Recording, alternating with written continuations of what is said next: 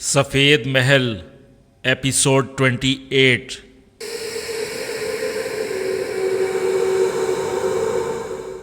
وہ بات ہی ایسی تھی جس پر چونکے بنا نہیں رہا جا سکتا تھا۔ چاندکا نے کہا تھا، کامران، رنگا زندہ ہے، اسے فوراً گڑھے سے نکال لو۔ تم اب تک کہاں تھیں؟ کامران نے دل ہی دل میں سوال کیا۔ ذرا پہلے نہیں آ سکتی تھی کہ اسے دفن کرنے کی نوبت ہی نہ آتی؟ ہاں، آنے میں مجھے دیر ہو گئی، لیکن کیا کروں، مجبور تھی۔ چاندکا کا جواب آیا۔ اس کے لہجے میں معذرت تھی۔ او، چاندکا بھی لفظ مجبوری سے آشنا ہے۔ کامران کے لہجے میں ہلکا سا طنز تھا۔ چاندکا دیوتا تو نہیں؟ مترنم ہنسی سنائی دی۔ دیوی تو ہے۔ ہاں، صرف تمہارے من کی دیوی۔ اچھا، اب کیا کروں؟ کامران اصل مسئلے کی طرف آیا۔ رنگا کو گڑھے سے نکالو، وہ مرا نہیں ہے۔ لیکن میں کیسے نکالوں؟ کیا کہہ کر نکالوں؟ کامران الجھن میں پڑ گیا۔ کامران کے لیے واقعی یہ مسئلہ تھا، جس نے اپنے ہاتھوں پوری طرح اس کی موت کا یقین کر کے دفن کیا تھا۔ اب وہ کیسے کہہ سکتا تھا کہ رنگا زندہ ہے، اسے فوراً نکالو؟ ظاہر ہے چاندکا سے ہونے والی گفتگو تو لوگوں پر ظاہر نہیں کی جا سکتی تھی۔ ابھی کامران سوچ ہی رہا تھا کہ کیا کرے، اتنے میں ایک سفید ریش بزرگ مجمع چیرتے آگے بڑھتے دکھائی دیے۔ آخر انہوں نے کامران کے پاس آ کر دم لیا اور اپنی کڑکتی آواز میں بولے، ارے خوش بخت، کس کو دفن کر دیا تو نے؟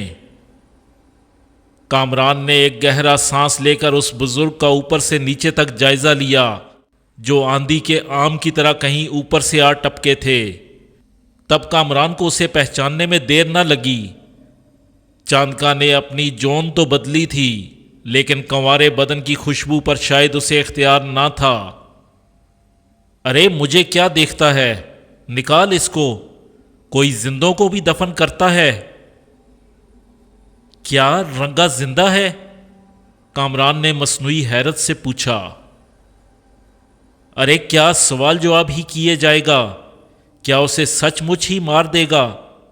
جلدی کر، نکال اس کو، اس بزرگ نے ڈانٹ کر کہا۔ تب سب سے پہلے رنگی اٹھی اور اس نے اپنے ہاتھوں رنگا کی قبر کھودنا شروع کر دی۔ اس کی دیکھا دیکھی بستی کے دوسرے لوگوں نے بھی اس کا ساتھ دینا شروع کر دیا۔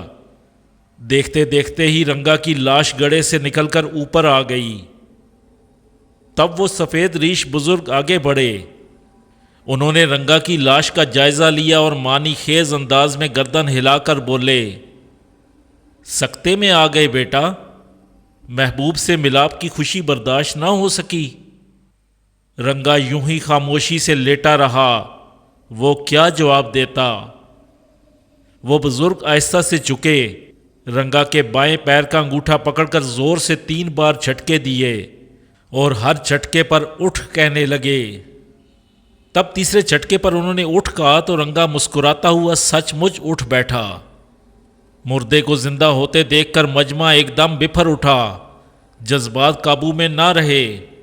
لوگ خوشی میں دیوانہ ہو کر رنگا کی طرف جھپٹ پڑے۔ ہر شخص نے اسے ہاتھ لگا کر دیکھا۔ پھر اچانک لوگوں کو اس بزرگ کا خیال آیا جس نے مردہ کو زندہ کر دیا تھا، لیکن لوگوں کی تلاش کے باوجود اس بزرگ کا کہیں پتہ نہ چلا۔ وہ مجمع کو بے قابو ہوتے دیکھ کر چپکے ہی سے کہیں کھسک لیے تھے۔ رنگا کا لوگوں نے پیچھا چھوڑا تو اسے رنگی دکھائی دی۔ وہ بے اختیار اس کی طرف لپکا اور اس کے دونوں ہاتھ پکڑتا ہوا بولا، رنگی تو آ گئی؟ ہاں رنگا، اور ہمیشہ کے لیے۔ تب رنگا کو سردار کاکڑ کا خیال آیا۔ وہ تیزی سے اس کی طرف بھاگا اور اس کے قدموں میں جا گرا اور اظہار تشکر کے طور پر اس کے پاؤں چومے۔ سردار کاکڑ نے اسے اپنے قدموں سے اٹھا کر سینے سے لگا لیا اور پوری سنجیدگی سے بولا، رنگا، رنگی تمہاری ہوئی۔ پھر کہیں سے کامران کا پرکشش چہرہ رنگا کے سامنے آ گیا۔ وہ سردار کاکڑ کو چھوڑ کر کامران سے لپٹ گیا اور بہت کچھ کہنے کے باوجود کچھ نہ کہہ سکا۔ اس کی زبان گنگ ہو گئی۔ ہاں، آنکھوں میں بھرے خوشی کے موتی اور لرزتے ہونٹوں نے بہت کچھ کہہ دیا۔ کامران نے اس کے گالوں پر لڑکتے آبگینوں کو اپنی انگلی کی پوروں سے صاف کیا اور مسکراتا ہوا بولا، آخر تمہارا عشق رنگ لے ہی آیا، رنگی تمہیں مل گئی، مبارک ہو۔ رنگا نے جواب میں کچھ کہنا چاہا، لیکن وفور جذبات نے قوت گویائی سلب کر لی۔ وہ ہونٹ پھڑپڑا کر رہ گیا۔ پھر کامران سردار کاکڑ کی طرف بڑھا اور اس سے مخاطب ہوا، کیا خیال ہے، شادی کی تیاریاں کی جائیں؟ مجھے کیا اعتراض ہو سکتا ہے؟ رنگی کو میں تمہاری خواہش کے مطابق رنگا کو سونپ ہی چکا۔ تم عظیم ہو سردار کاکڑ، واقعی یہ تم نے مجھ پر بہت بڑا احسان کیا۔ مجھ پر ہی نہیں، یہ احسان رنگا اور رنگی پر بھی ہوا ہے۔ تم قابل ستائش ہو سردار کاکڑ۔ کامران نے سچے دل سے اس کی تعریف کی۔ پھر کامران نے رنگا کے باپ سے کہا کہ جتنی جلد ہو سکے شادی کی رسم ادا کر دی جائے۔ رنگا کے باپ نے اسبات میں گردن ہلا کر وہاں موجود بستی کے لوگوں کے سامنے رنگا رنگی کی شادی کا رسمی اعلان کیا، جس پر بستی والوں نے خوشی سے نعرے لگائے، تالیاں بجائیں اور کورس کی شکل میں شادی کی مبارکباد دی۔ اس طرح شادی کی رسموں کی ابتدا ہوئی۔ پھر رنگا کو بستی کے لڑکوں اور رنگی کو بستی کی لڑکیوں کے حوالے کر دیا گیا تاکہ لڑکے رنگا کو اور لڑکیاں رنگی کو سجائیں۔ بستی کے باہر میدان میں شادی کے انتظامات کیے جانے لگے۔ آخر وہ وقت بھی آ پہنچا جب بستی کے نوجوان لڑکے لڑکیاں رنگا اور رنگی کو گاتے بجاتے میدان میں لائے۔ ان دونوں کو کیلوں کے پتوں پر بٹھایا گیا۔ رنگی کے جسم پر پھول ہی پھول تھے۔ وہ پھولوں میں ڈھکی، پھولوں سے لدی شاخ گل کی طرح جھکی بیٹھی تھی۔ رنگا کے گلے میں پھولوں کا صرف ایک ہار تھا، پیشانی پر سرخ پٹی بندھی ہوئی تھی اور جسم پر کیلے کے پتوں کے سوا کچھ نہ تھا۔ رنگی کے جسم پر بھی کوئی کپڑا نہ تھا، لیکن اسے پھولوں میں اس طرح چھپایا گیا تھا کہ جسم کے مخصوص حصے نظر نہ آتے تھے۔ پھر ایک تھال میں بڑا سا ناریل لایا گیا۔ تھال رنگا کے سامنے آیا تو اس نے ناریل اٹھا کر اپنی پیشانی سے لگایا۔ پھر اس نے اسے رنگی کی طرف بڑھایا۔ اس نے اپنی پیشانی سے لگا کر رنگا کو واپس کر دیا۔ پھر رنگا نے ناریل 3 بار فضا میں اچھال کر توڑا اور اس سے نکلنے والے پانی کو پہلے خود پیا، پھر رنگی کو پلایا۔ اس رسم کے ادا ہوتے ہی مبارک سلامت کا شور ہوا، ڈھولک پر تھاپ پڑی اور سردار کاکڑ سمیت سب نے ناچنا شروع کر دیا۔ آخر کامران کو بھی اس رقص میں گھسیٹ لیا گیا اور یوں رنگا رنگی بخیر و عافیت رشتہ ازدواج میں منسلک ہو گئے۔ جب یہ شور و غوغا ختم ہوا، رقص شادی اپنے انجام کو پہنچا۔ شادی کی رسومات اختتام کو پہنچی تو سردار کاکڑ مضبوط قدموں سے چلتا ہوا کامران کے سامنے آ کھڑا ہوا۔ نوجوان، میں نے اپنا وعدہ پورا کر دیا ہے، اب تم کیا کہتے ہو؟ وہ اسے گہری نظروں سے دیکھتا ہوا بولا، اگر تم نے اپنا وعدہ پورا کر دیا ہے تو کامران کو اپنے وعدے سے کب انکار ہے؟ کامران مسکراتا ہوا بولا، سردار کاکڑ، کھنڈرات کا تمام خزانہ تمہارا ہے، جب چاہے لے لو۔ پھر چلو، سردار کاکڑ نے کہا۔ ابھی؟ کامران نے وضاحت چاہی۔ ہاں ابھی۔ ٹھیک ہے، ابھی چلتے ہیں، کامران اٹھتا ہوا بولا۔ رنگا اور رنگی تک جب کامران کے جانے کی اطلاع پہنچی تو وہ دونوں رسمی پابندیوں کے باوجود بھاگے چلے آئے۔ کامران، تم کہاں جا رہے ہو؟ رنگا ہانپتا ہوا بولا۔ اور کیوں جا رہے ہو؟ رنگی کانپتی ہوئی بولی۔ میں سردار کاکڑ کے ساتھ جا رہا ہوں، اپنا وعدہ نبھانے، اس لیے تم دونوں سے رخصت چاہتا ہوں۔ کیا واپس لوٹ کر نہیں آؤ گے؟ رنگا کی آنکھیں نم ہونے لگیں۔ مسافروں کو آگے ہی جانا ہوتا ہے، اور میں تو ایک ایسا مسافر ہوں جس کی کوئی منزل نہیں۔ مجھے حکم ملا ہے کہ میں سفر کرتا رہوں، کب اور کہاں تک یہ مجھے نہیں معلوم، سو میں سفر کیے جا رہا ہوں، اور تم جانتے ہو کہ سفر آگے کی طرف ہوتا ہے، پھر واپسی کا سوال ہی کیا؟ کامران نے اتنا کہہ کر اپنی باہیں کھولیں۔ رنگا آگے بڑھا، لیکن وہ اس کے گلے لگنے کے بجائے قدموں میں گر پڑا، اپنے محسن کے قدم چومنے کے لیے۔ تب کامران نے فوراً ہی رنگا کو اپنے قدموں سے اٹھا لیا اور اپنے گلے سے لگا کر بولا، میرے قدموں میں گر کر مجھے اذیت نہ دو، آؤ میرے گلے لگ جاؤ۔ دیوتا کا شکر ہے کہ میں جو چاہتا تھا وہ ہو گیا۔ آج میں تم دونوں کو اکٹھا دیکھ کر بے انتہا خوش ہوں۔ اس خوشی کے موقع پر کیا تم میری ایک فرمائش پوری کر سکو گے؟ ایک نہیں، کئی، سینکڑوں، ہزاروں، تم اپنی خواہش تو ظاہر کرو۔ رنگا نے بڑے جذباتی انداز میں کہا، میں چاہتا ہوں کہ تم میرے لیے ایک بار بانسری بجاؤ اور کوئی ایسا نغمہ چھیڑو جو میری روح کو تڑپا دے، جس میں جوش ہو، سوز ہو، رنگ ہی رنگ ہو، امن ہو، سکون ہو، زندگی کی امنگ ہو۔ ایک ایسا نغمہ جو تا ابد میری سماعت سے ٹکراتا رہے، جسے میں بھول نہ سکوں۔ میں تمہارے لیے ضرور بانسری بجاؤں گا اور کوشش کروں گا کہ تمہیں وہ سب دے سکوں جس کی تم خواہش رکھتے ہو۔ یہ کہہ کر رنگا واپس مڑا اور اس کا ہاتھ پکڑتا ہوا بولا، آؤ میرے ساتھ۔ پھر رنگا اس پتھر پر بیٹھا جس پر بیٹھے بیٹھے وہ سکتے میں آ گیا تھا۔ اس نے مسکراتے ہوئے بانسری اپنے لبوں سے لگائی، رنگی اس کے قدموں میں بیٹھ گئی۔ کامران قریب ہی پڑے ایک پتھر پر براجمان ہو گیا۔ سردار کاکڑ کو بانسری سے کوئی دلچسپی نہ تھی، لیکن اسے بھی کامران کا ساتھ دینا پڑا۔ تب بانسری کے جسم سے نغمہ پھوٹا۔ یہ نغمہ رنگا نے اپنے خون جگر سے سینچا تھا۔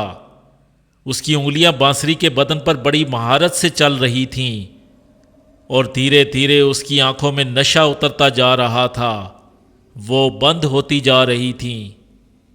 کامران دم سادے بانسری کی آواز میں گم تھا۔ اس کی روح میں ارتعاش پیدا ہو چکا تھا۔ اس کی آنکھوں کے سامنے رنگ بکھرنے لگے تھے۔ کبھی وہ خود کو پھولوں کی سیج پر لیٹا ہوا محسوس کرتا کہ خوشبوئیں اس سے لپٹ جاتیں، کبھی وہ خود کو بادلوں میں اڑتا ہوا محسوس کرتا۔ بھیگے بادلوں سے جب اس کا جسم مس ہوتا تو ایک شبنمی لہر اس کے رگ و پے میں سرایت کر جاتی۔ کبھی چاند اس کی گود میں اتر آتا، کبھی سورج اس کے سر پر چمکنے لگتا، تپش سے بے نیاز، ٹھنڈا اور پرسکون۔ تب کامران نے اچانک ہی اپنے سر کو جھٹکا۔ وہ نہیں چاہتا تھا کہ اس کے ہوش گم ہو جائیں۔ ہوش گم ہونے سے پہلے ہی وہ خود کو ہوش میں لے آیا۔ اس نے آنکھیں کھول کر دیکھا تو ہر آدمی کو بے خود پایا، یہاں تک کہ سردار کاکڑ پر بھی سحر طاری تھا۔ کامران اپنی جگہ سے اٹھا۔ اس نے سردار کاکڑ کو ہلایا۔ وہ چونک کر اسے دیکھنے لگا۔ چلو، کامران نے اسے چلنے کا اشارہ کیا۔ سردار نے غیر ارادی طور پر رنگا کی طرف دیکھا۔ وہ آنکھیں بند کیے حال اور مستقبل سے بے خبر روح میں اتر جانے والا نغمہ چھیڑے جا رہا تھا۔ رنگی اس کے گھٹنوں پر سر رکھے بے سدھ بیٹھی تھی۔ پھر اس نے کامران کی طرف دیکھا۔ اس کی آنکھوں میں سوال تھا۔ کامران نے اس کے سوال کا کوئی جواب نہیں دیا۔ اس کا ہاتھ پکڑا اور اسے کھینچتا ہوا دور تک لے گیا، اور پھر بولا، سردار کاکڑ، میں اس نغمے کو ختم ہوتا ہوا نہیں دیکھ سکتا۔ میں اسے ہمیشہ کے لیے اپنی روح میں اتار لینا چاہتا ہوں۔ اب جتنی جلد ممکن ہو سکے یہاں سے نکل چلو۔ پھر وہ دونوں اپنے گھوڑوں پر سوار ہو کر آہستہ روی سے آگے بڑھنے لگے۔ کامران کی سماعت سے بانسری کی آواز بڑی دور تک ٹکراتی رہی۔ پھر ایک وقت آیا کہ وہ نغمہ دھیرے دھیرے معدوم ہو گیا، لیکن کامران کے کانوں میں وہ آواز مستقل رس کھولتی رہی۔ رنگا کا چھیڑا ہوا نغمہ واقعی اس کی روح میں رچ بس گیا تھا، جسے وہ ذرا سی توجہ دے کر جب چاہے سن سکتا تھا۔ کالا دریا نظر آتے ہی کامران، جو پہلے ہی برق رفتاری سے چلا آ رہا تھا، اور بھی تیز ہو گیا۔ سردار کاکڑ نے بھی اپنے گھوڑے کو اور تیز چلنے کا اشارہ کیا۔ جلد ہی وہ کھنڈروں میں پہنچ گئے۔ تہ خانے کے نزدیک آ کر کامران نے ابلا کی پیٹھ خالی کر دی۔ سردار کاکڑ نے اس کی تقلید کی۔ سردار کاکڑ، اب تم خزانے کے نزدیک آ پہنچے ہو، لیکن یہ تو بتاؤ کہ تم یہاں سے سونا کس طرح لے جاؤ گے؟ کامران نے تہ خانے کی سیڑھیاں اترتے ہوئے پوچھا۔ فی الحال میرے پاس چمڑے کا ایک بڑا سا تھیلا ہے، کچھ سونا اس میں لے جاؤں گا، پھر بعد میں دیکھا جائے گا۔ تمہارے دونوں ہاتھ تو خالی ہیں، تھیلا کدھر ہے؟ کامران بولا۔ میری ایک ٹانگ سے لپٹا ہوا ہے۔ یہ کہہ کر اس نے ٹانگوں سے لباس ہٹا کر دکھایا۔ یہ دیکھو۔ جب سردار کاکڑ نے نیچے اتر کر سونے کے بت دیکھے تو اس کا ہاتھ فوراً اپنی پنڈلی کی طرف گیا۔ وہ تھیلا جو سردار کاکڑ اپنی پنڈلی کے گرد لپیٹے ہوئے تھا، وہ اس کی توقع سے کہیں لمبا نکلا۔ اس تھیلے میں خاصا سونا لے جایا جا سکتا تھا۔ سردار کاکڑ، یہ جو تم بتوں کے چاروں طرف دلدل دیکھ رہے ہو، یہ دلدل بہت گہری ہے۔ اگر اس دلدل میں آدمی پھنس جائے تو پھر اس کی موت یقینی ہے۔ کامران نے اسے سمجھانا شروع کیا۔ ان بتوں تک پہنچنے کا ایک مخصوص راستہ ہے جو اسی دلدل کے نیچے چھپا ہوا ہے۔ میں تمہیں وہ جگہ دکھاتا ہوں جہاں سے وہ بالشت بھری چوڑی دیوار شروع ہوتی ہے۔ یہ دیوار بتوں والے چبوترے کی سیڑھیوں پر ختم ہوتی ہے۔ پھر کامران نے وہ جگہ تلاش کر کے سردار کاکڑ سے اپنی نشانی لگانے کو کہا۔ سردار کاکڑ نے اس جگہ ایک بڑا سا پتھر لا کر رکھ دیا۔ اب کامران نے دلدل کے نیچے ایک پاؤں سے اس دیوار کو ٹٹولا۔ جب اس کا پاؤں دلدل کے نیچے کسی ٹھوس چیز پر ٹک گیا تو اس نے ایک قدم آگے بڑھایا اور سردار کاکڑ کو اپنے پیچھے آنے کو کہا۔ آؤ سردار، مگر احتیاط سے۔ سردار کاکڑ نے بھی کامران جیسا عمل دہرایا۔ جلد ہی اس نے راستے کو پا لیا اور پھر وہ دونوں محتاط انداز میں قدم جماتے ہوئے آگے بڑھنے لگے۔ سیڑھیوں کے نزدیک پہنچ کر کامران نے چھلانگ لگائی اور تیزی سے سیڑھیاں پھلانگتا ہوا چبوترے پر پہنچ گیا۔ سردار کاکڑ بھلا کیوں پیچھے رہتا؟ اس نے بھی زکند بھری اور چبوترے پر۔ پھر اس نے درمیان والے بت کا چاروں طرف سے جائزہ لیا اور اسے جگہ جگہ سے ٹھونک بجا کر دیکھا۔ اس بت کو توڑنا آسان نہیں۔ سردار کاکڑ فکر مند ہو گیا۔ ابھی دیکھتے جاؤ میں کیا کرتا ہوں۔ یہ بت خود بخود ٹوٹے گا اور سارا سونا تمہارے قدموں میں ہوگا۔ یہ کہہ کر کامران تیزی سے بت پر چڑھنے لگا۔ اس دیو کامت بت کے کندھے پر بیٹھ کر کامران نے اس کا ایک کان پکڑ کر گھمایا اور کان گھماتے ہی سونا زمین پر گرنے لگا۔ سونے کے جمع ہوتے ڈھیر کو دیکھ کر سردار کی باچھیں کھل گئیں۔ اس پر نشہ سا طاری ہو گیا۔ پھر کامران نے دوسرے 4 بتوں کا سونا بھی زمین پر ڈھیر کر دیا۔ سونے کے اتنے بڑے بڑے 5 ڈھیر دیکھ کر سردار کاکڑ کی حالت غیر ہو گئی۔ وہ ادھر ادھر بولایا پھرنے لگا۔ پھر اچانک اس پر ہنسی کا دورہ پڑا۔ وہ کبھی سونے کے اس ڈھیر پر بیٹھتا اور کبھی اس ڈھیر پر لیٹتا، ہذیانی انداز میں ہنسے جا رہا تھا۔ تب کامران نے سردار کاکڑ کو جھنجھوڑ دیا اور زور سے بولا، سردار کاکڑ، ہوش میں آؤ۔ سردار کاکڑ کی ہنسی اچانک رک گئی اور اس نے پھٹی پھٹی آنکھوں سے کامران کو گھورا اور بڑے درست لہجے میں بولا، کیا کہا؟ ہوش میں آؤں؟ سردار کاکڑ، سونا جلدی سے تھیلے میں بھرو اور یہاں سے نکل چلو۔ ہم یہاں زیادہ دیر نہیں ٹھہریں گے۔ کامران نے اس کے لہجے کی درستی کو نظر انداز کرتے ہوئے کہا، کیا یہ سارا سونا میرا نہیں؟ سردار کاکڑ نے عجیب سوال کیا۔ وہ واقعی بہک گیا تھا۔ سب تمہارا ہے، کامران نے اسے اطمینان دلایا۔ پھر جانے کی جلدی کیوں؟ کیا تم یہ چاہتے ہو کہ میں ایک تھیلا سونا لے جاؤں اور میرے جانے کے بعد بقیہ پر تم ہاتھ صاف کر جاؤ؟ سردار کاکڑ، مجھے اس سونے سے کوئی دلچسپی نہیں۔ یہ سونا میں تمہیں دے چکا ہوں، اب اس پر میرا کوئی حق نہیں۔ اس کے علاوہ میں نے دلدل پار کرنے والا راز تمہیں بتا دیا ہے، اور یہ راز میرے اور تمہارے سوا کوئی نہیں جانتا، اور میں یہاں رہوں گا نہیں، اپنے سفر پر نکل جاؤں گا۔ پھر تم بے فکر ہو کر جب چاہے یہاں سے سونا لے جا سکتے ہو۔ فرض کرو کوئی غیر آدمی تہہ خانہ پار کر کے اندر آ بھی جائے گا تو وہ یہاں سے سونا نہیں لے جا سکے گا۔ میں کسی اور کی نہیں، تمہاری بات کر رہا ہوں۔ سردار کاکڑ کے لہجے میں بے یقینی تھی۔ اب میں تمہیں کس طرح یقین دلاؤں کہ وعدہ خلافی اور دھوکہ دہی میری سرشت میں نہیں؟ میں تمہارے سامنے ہی یہاں سے خالی ہاتھ نکلوں گا، پھر یہاں لوٹ کر آنے کا سوال ہی پیدا نہیں ہوتا۔ مجھے یقین نہیں آتا۔ پھر تم نے غلطی کی، اپنے ساتھ چند آدمی لے آتے اور سارا سونا میرے سامنے ہی یہاں سے اٹھا کر لے جاتے، پھر کوئی جھگڑا ہی باقی نہ رہتا۔ میں اتنا بے وقوف نہیں کہ کسی اور کو اس راز میں شامل کر کے اپنے پاؤں پر کلہاڑی مار لوں۔ میں اکیلا ہی بہت ہوں۔ یہ سارا سونا میرا ہے اور اسے اپنا ہی رکھنا چاہتا ہوں۔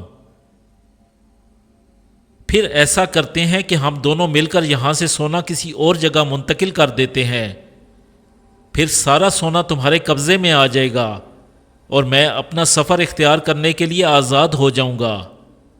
کامران نے ایک اور تجویز پیش کی۔ اس بات کی کیا ضمانت ہے کہ ہم جہاں سونا منتقل کریں گے وہاں سے تم اس سونے کو نہیں لے اڑو گے؟ ظاہر ہے میں ہر وقت تو اس جگہ کا پہرا نہیں دے سکوں گا، میرے لیے یہ جگہ سب سے محفوظ ہے۔ اب تمہیں اپنے بارے میں فیصلہ کرنا ہوگا۔ سردار کاکڑ نے اسے گورتے ہوئے کہا،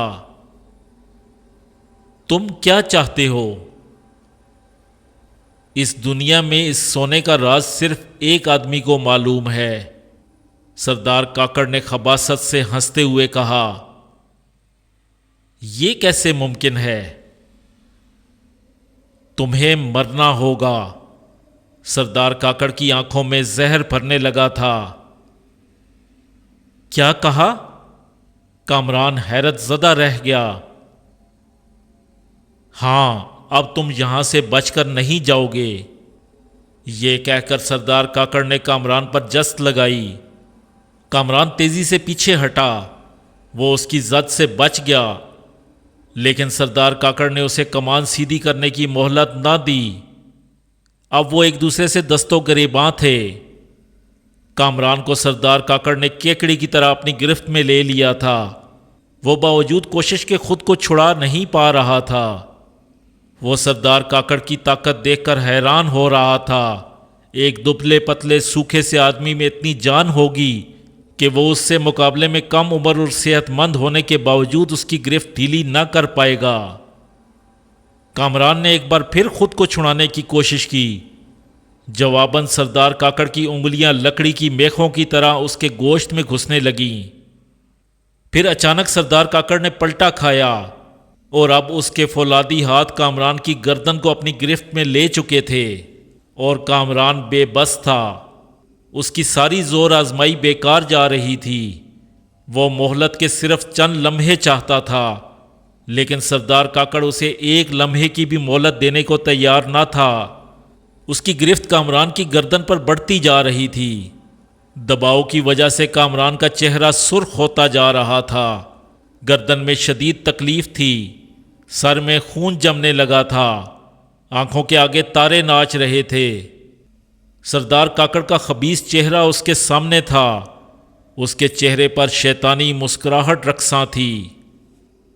نوجوان، تم نے مجھے اتنے بڑے خزانے سے نوازا، اس کے لیے میں تمہارا ممنون ہوں، لیکن مجھے افسوس ہے کہ میں تمہیں زندہ نہیں چھوڑ سکتا، لہٰذا مرنے کے لیے تیار ہو جاؤ۔ اور ابھی سردار کاکڑ کی بات پوری نہ ہوئی تھی کہ کامران کے ذہن میں ایک خیال آیا اور اس نے اس خیال کو ایک لمحہ ضائع کیے بنا عملی جامہ پہنا دیا۔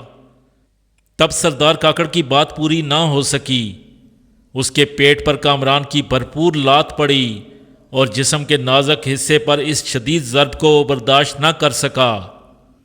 کامران کی گردن فوراً ہی آزاد ہو گئی۔ کامران نے ان لمحات سے فائدہ اٹھاتے ہوئے بندر کی طرح چھلانگیں لگائیں اور ایک بت کے اوپر چڑھ گیا۔ بت کے بازو پر بیٹھ کر اس نے اپنی کمان سیدھی کی۔ اتنی دیر میں سردار کاکڑ خود پر قابو پا چکا تھا اور وہ بڑی تیزی سے بت پر چڑھ رہا تھا، اتنی تیزی سے کہ کامران کو کمان پر تیر چڑھانا بھی دوبھر ہو گیا۔ کامران نے بغیر نشانہ لیے محض اندازے سے تیر چھوڑا کہ نشانہ لینے کا وقت نہ تھا۔ اندازہ غلط ثابت ہوا، تیر ٹھکانے پر نہ لگا۔ وہ سردار کاکڑ کا بازو چھیلتا ہوا گزر گیا۔ سردار کاکڑ نے اپنی زخمی بازو کی بالکل پرواہ نہ کرتے ہوئے کامران کی ٹانگ پکڑ لی اور ایک زوردار جھٹکا دیا۔ کامران اس بت کے بازو پر بے سہارا بیٹھا تھا، اس غیر متوقع حملے کی تاب نہ لا سکا۔ پھر وہ دونوں ایک دوسرے پر لڑکتے ہوئے سونے کے ڈھیر پر آ گرے۔ اس سے پہلے کہ کامران خود کو سنبھالتا، کھڑا ہو کر سردار کاکڑ پر حملہ آور ہوتا کہ سردار کاکڑ نے برق رفتاری کا مظاہرہ کیا۔ وہ سونے کے ڈھیر پر گرتے ہی فوراً سنبھلا، کھڑا ہوا اور جست لگا کر کامران کے اوپر۔ اس اثناء میں کامران ترکش سے ایک تیر نکال چکا تھا اور چاہتا تھا کہ وہ تیر اس کے سینے میں اتار دے، لیکن سردار کاکڑ نے تیر والا ہاتھ اپنی گرفت میں لے لیا تھا اور اب وہ دونوں زور آزمائی میں مصروف تھے۔ کامران کی کوشش تھی کہ وہ تیر کسی طرح اس کے دل کے نزدیک پہنچ جائے، جبکہ سردار کاکڑ اس تیر کا رخ کامران کے سینے کی طرف کر دینا چاہتا تھا، لیکن دونوں میں سے کوئی بھی اپنی کوشش میں کامیاب نہ ہو سکا۔ تب اچانک سردار کاکڑ نے جانے کیا داؤ استعمال کیا کہ کامران اوپر اٹھتا چلا گیا اور تیر اس کی گرفت سے نکل گیا۔ اس سے پہلے کہ کامران کچھ سوچتا کہ اس پر کیا گزرنے والی ہے، سردار کاکڑ نے اسے اپنے دونوں ہاتھوں پر اٹھا لیا۔ بھاگ کر وہ چبوترے کے کنارے پر پہنچا اور اس نے پوری قوت سے کامران کو دلدل میں پھینک دیا۔ کامران دلدل پر چاروں شانے چت گرا اور آہستہ آہستہ اندر دھنسنے لگا۔ سردار کاکڑ کے ہذیانی قہقہے اس کی سماعت سے ٹکرا رہے تھے اور وہ جانتا تھا کہ اس دلدل سے نکلنے کی اب کوئی صورت نہیں، اب تو اسے موت سے ہم آغوش ہونا پڑے گا۔